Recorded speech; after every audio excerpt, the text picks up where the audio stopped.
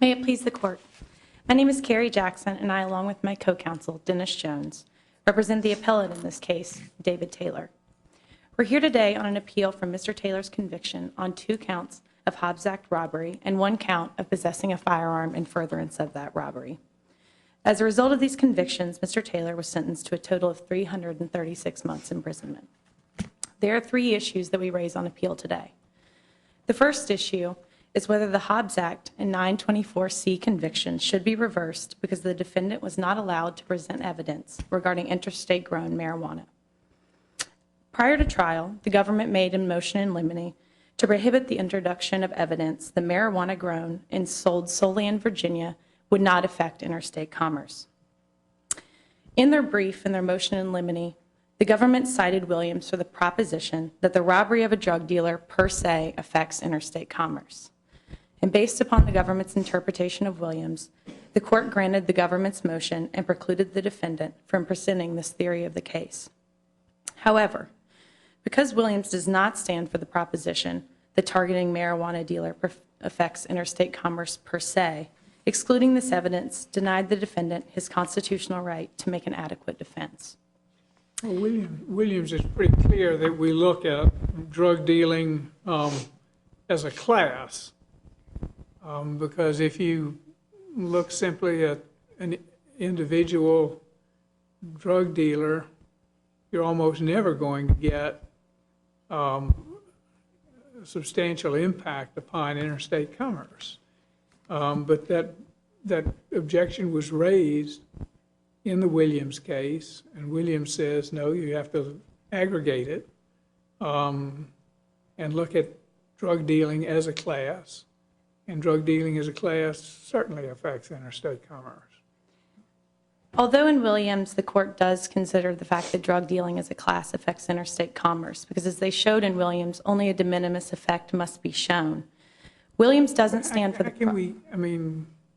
How can we, it seems to me you're coming awfully close to asking us to overrule one of our prior decisions.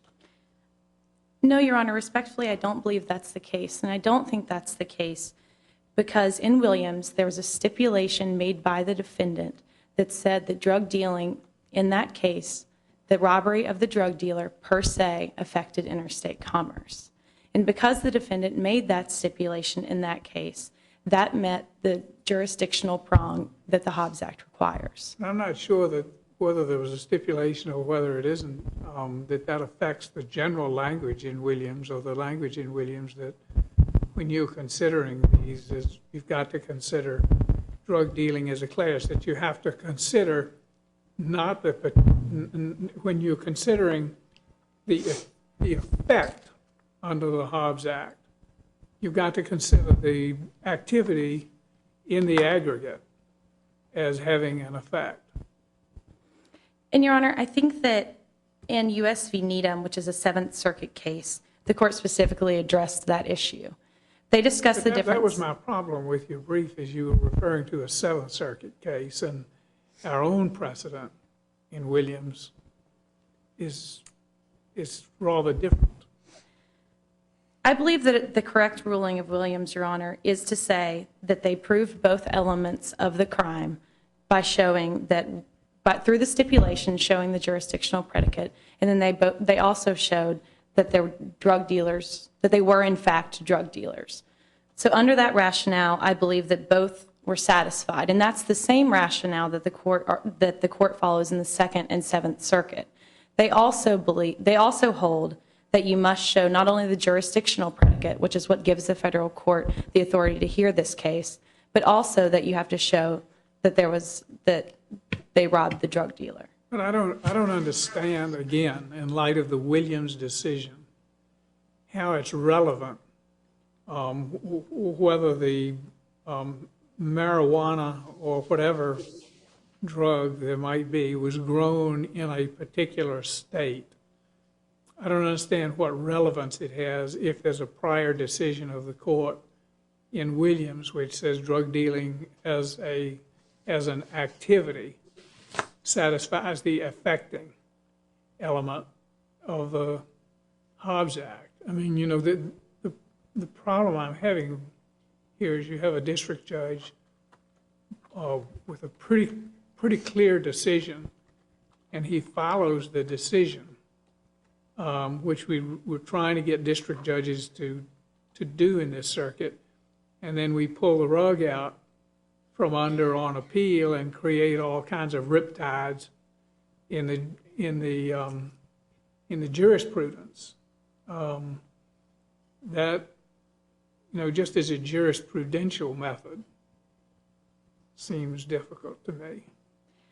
I understand, Your Honor, and I would still contend that that's not what Williams said, but even if we assume that that is the ruling of Williams, I think that Williams can be distinguished from the facts of the current case, and that's what makes it relevant to the inquiry. In the present case, we're talking about the robbery of a marijuana dealer, which is something that can be grown in-state and never cross lines in order to affect not affect interstate commerce. The part of the interstate commerce that is affected is when it crosses those state lines. And the difference in the Williams case is that we're talking about a robbery of a cocaine dealer, which is a substance that necessarily travels in interstate commerce to reach the state of Virginia. Well, the appellant wasn't concerned with himself with where it was grown. Their intent was to rob drug dealers of whatever drugs and whatever money they had, correct? I think that is correct, Your Honor, but I think that under that targeting rationale, that it still fails because they failed to show that there would have been an effect on interstate commerce. I think that from reading the cases under the targeting rationale, what it seems to show is that when there is proof that there's an effect on interstate commerce, that attempting to rob those drug dealers is enough to satisfy the jurisdictional predicate. But in a case such as this, where we haven't shown that there's an effect on interstate commerce, where the government hasn't met its burden beyond a reasonable doubt to prove that, then I believe that this is a different case. Well, how could there not be an effect on interstate commerce if you're intending, and if you're targeting an activity that is clearly interstate and commercial in nature, and your whole intention in targeting that activity is to disrupt the commercial enterprise and the enterprise engaged in interstate commerce.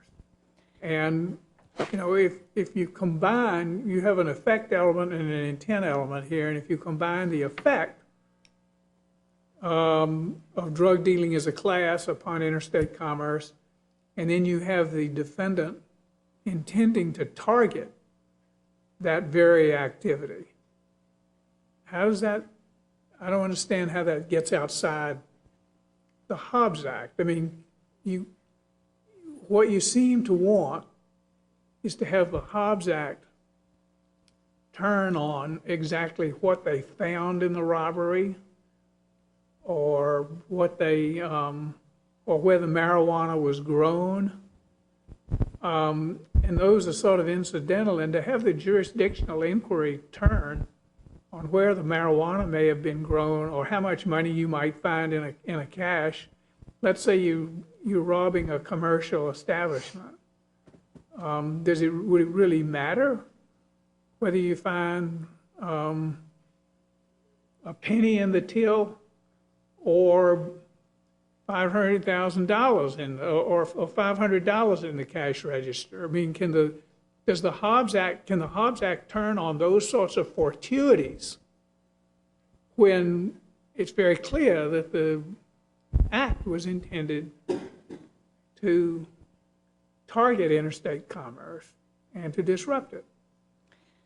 I think, to your first point, Your Honor, I don't think that it is relevant how much money or how many pennies in the till were actually taken from the robbery because of the minimal effect standard.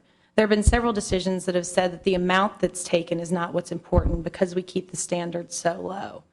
And additionally, Your Honor, I think that, sorry, I lost my train of thought.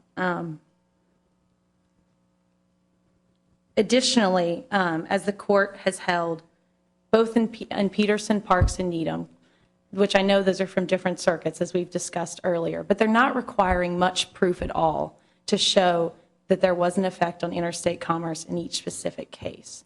In Peterson, for example, all that was required, that they actually, excuse me, Your Honor, in Parks, all that they required the government to show in order to uphold that there was an effect on interstate commerce and the jurisdictional predicate was met was testimony from a narcotics investigator that marijuana is almost exclusively trucked into the United States, predominantly through Mexico. In that case, they found that that was sufficient evidence for a reasonable juror to find that it affected interstate commerce. The problem is when we have a case such as this and there's no evidence whatsoever and we're dealing with something that can be grown and sold wholly within the state. If you look at the particular dealer, but it wasn't that. That's the whole point of Williams, is that you don't. The focus of it isn't the particular dealer and where the particular marijuana is grown. It's the activity of drug dealing that was targeted. It's the aggregate picture, not the particular or individual picture, that under our precedent is germane. Again, Your Honor, I realize that we aren't reading Williams the same, so I'll move to my next point. And I still concede that Williams doesn't have I still argue that Williams doesn't have a per se effect on interstate commerce for the reasons stated. No, I understand you haven't waived a thing. But moving on to my second issue, Your Honor, even the government failed to prove beyond a reasonable doubt they failed to meet their burden of proof because they also failed to prove beyond a reasonable doubt that the drug dealers were in fact, that the victims, were in fact drug dealers. If I could point your attention to a few places in the record. But they were charged with attempt as well, right? What about the fact that the statute includes attempt? The statute includes an attempt to rob something that affects interstate commerce. So if the victims are not shown to be drug dealers in this case, then it's not something that robs interstate commerce because it no longer meets the commerce element. Then we're just talking about a robbery of an individual, which this circuit has found doesn't fall under the Hobbs Act. And I think that the evidence on the record shows that they didn't meet this burden of proof. For example, on 241, one of the victims was called, and on direct, Worley testified, question, lines 13 and 15. So when you were living in Ridge Run, you were not selling exotic weed? Answer, no, sir. I worked full time. And then again on page 260, on lines 8 through 12. Question, do you recall telling Detective Hartson you're no longer in the drug trade? Yes, sir. I told him that when I was 18, the first time when I lived on H Street, that I smoked marijuana and that I sold it some. And then you also have testimony from Graham, who is the other victim of this first robbery, on page 273, where the question is asked, lines 15 through 20. Was the marijuana that you smoked, was that just for personal use? Oh, yes, ma'am. What are you driving at here? That they failed to prove beyond a reasonable doubt that the victims were, in fact, drug dealers to trigger the commerce element of the Hobbs Act. Well, whether they intended to target drug dealers, wouldn't that be a jury question? Yes, Your Honor.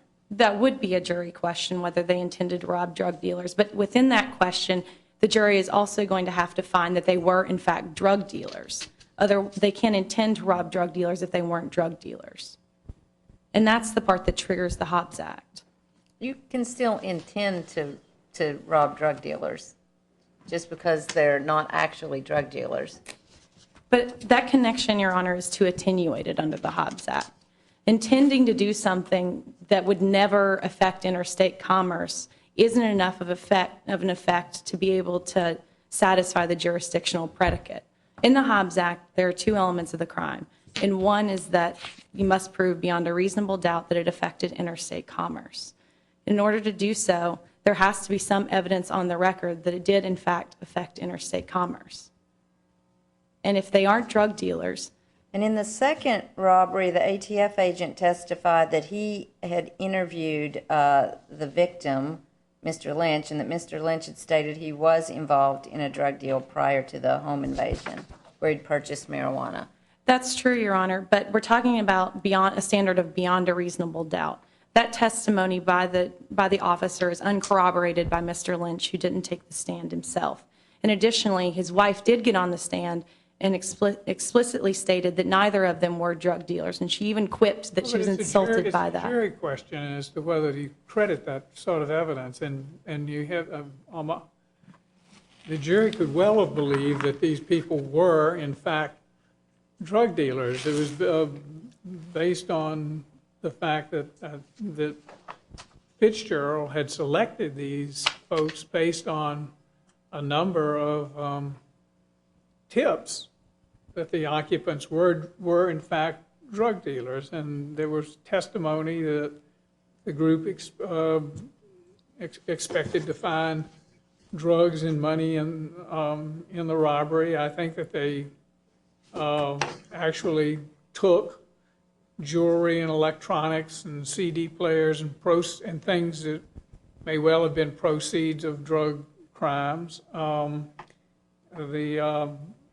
There was testimony with the Worley Graham robbery that the house had been robbed before for potentially drug-related reasons, that Graham himself was using drugs at the time of the robbery, that Worley had used and sold drugs previously. The jury could have looked at all this evidence and said, in fact, these people were in fact drug dealers. I mean, I don't understand that's just a simple jury question, isn't it, as to what evidence to credit. I know that I'm over time, but if you'd like, I'll respond to you quickly. Sure, go ahead. I think that the evidence that you have pointed to in the record, Your Honor, does go to establish that the defendant did intend to rob drug dealers, but not to the specific fact that they were drug dealers. But a jury is able to credit circumstantial evidence, and a jury is able to draw inferences, and all the evidence taken its totality would allow the jury to draw the inference. In fact, it's a good bit more than an inference. That these folks, not only did they intend to rob drug dealers or attempt to rob drug dealers, but that they were in fact drug dealers. I absolutely agree, Your Honor, that the jury can construe these things and can use circumstantial evidence to make that finding. But I think that if you look at the evidence in the totality of the circumstances, it doesn't meet the beyond a reasonable doubt burden. You have evidence from Fitzgerald, who's a cohort of the defendants, who testifies a lot about how they intended to rob a drug dealer. But he also testifies that he wasn't sure they were drug dealers. He testifies that these were, quote, hit or miss operations. He testifies that he told the other defendants that he wasn't sure that they were actually drug dealers. There's also testimony You run into another problem, don't you, with the word attempt as it's used in the Hobbs Act? That's the point that I was attempting to make to Judge Thacker earlier, Your Honor, is that an attempt to rob someone who is not a drug dealer doesn't meet the jurisdictional predicate of the Hobbs Act.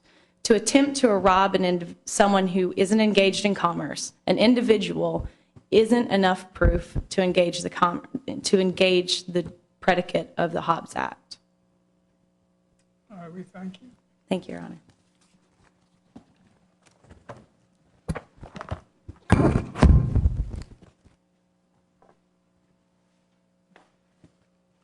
Ms. Hudson? Thank you, Your Honor. Here on appeal, as we did in the district court, Your Honor, the government has planted its flag with the Williams case, and we remain convinced that under that authority in this circuit, the district court correctly excluded the evidence of any intrastate marijuana that the defense might have offered, and that the United States otherwise met its burden on the jurisdictional element for the Hobbs Act.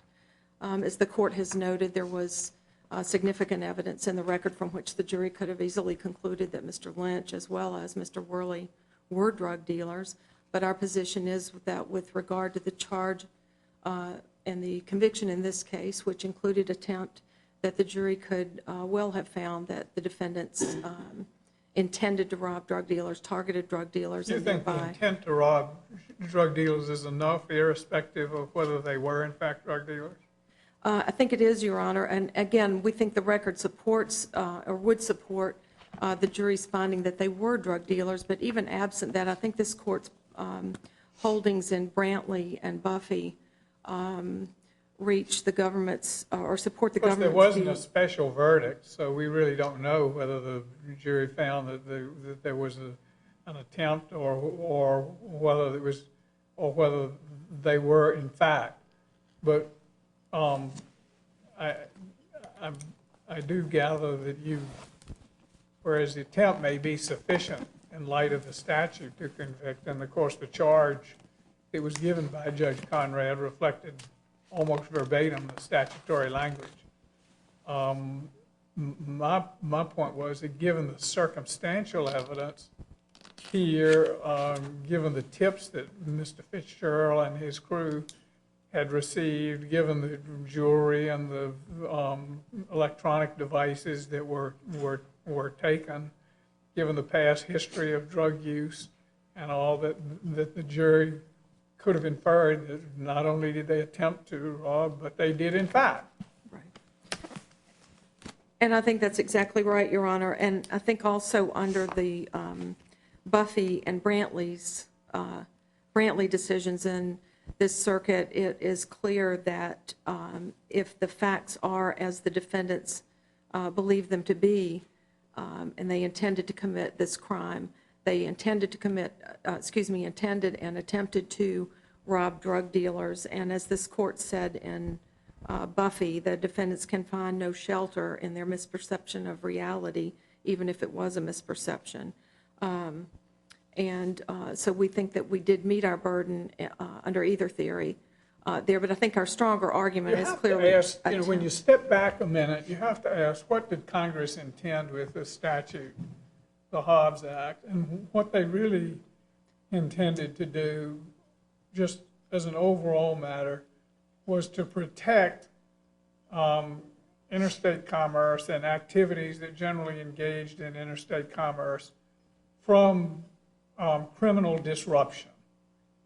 And that's where the Hobbs Act goes. It was written and drafted by Congress in the broadest conceivable terms.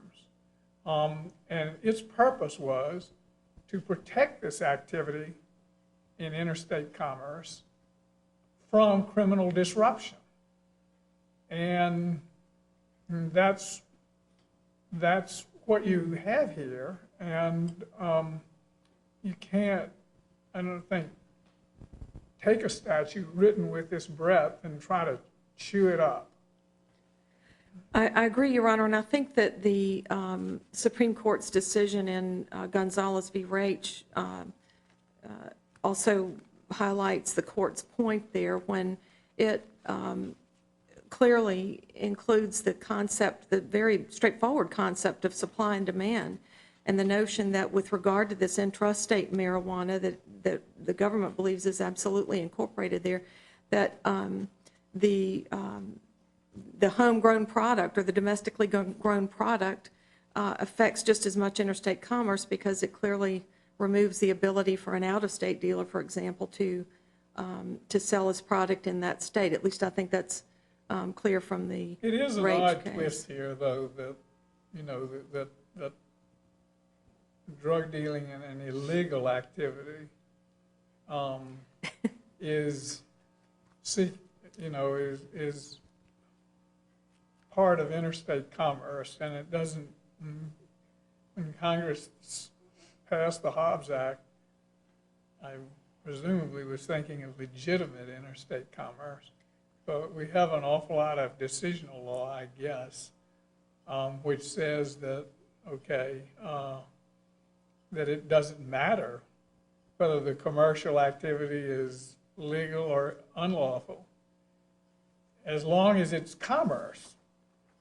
I mean, but that's sort of odd, isn't it? I think it is odd, Your Honor. We've had those conversations internally, and I feel compelled to rely on the cases that Your Honor is referring to, I think. I mean, I don't know that there's much that there's much case law to the contrary, but it just, Well, and even the Hobbs Act itself, in the language defining commerce, includes any and all commerce over which the United States has jurisdiction. So on that theory as well, or just on the straight reading of that language, I think it encompasses all drug dealing activity, as this court has held, and as I think the Supreme Court has clearly indicated in Raich. But it is an interesting question, but I don't think it's one that the court has to answer in this case. You want to discourage disruption of commerce in drugs. The question is, primarily you would want to encourage disruption of it by law enforcement rather than by this particular means. Right. It is an interesting question, and thankfully, I don't think the court has. We were writing on a blank slate, but I don't think the case law leaves much doubt on it. I agree, Your Honor. Then that's the government's position as well. Unless there are any further questions, we'll be happy to rely on our brief otherwise. Judge Hamilton? Thank you. Questions? No, thank you. Thank No you. questions. Thank you, Ms. Hudson.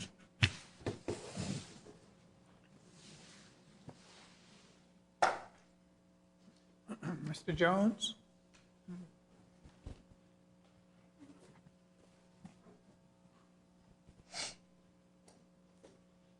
Thank you, Your Honor. Good morning. If it please the court, I'm Dennis Jones, along with Ms. Jackson. We represent the appellant in this matter.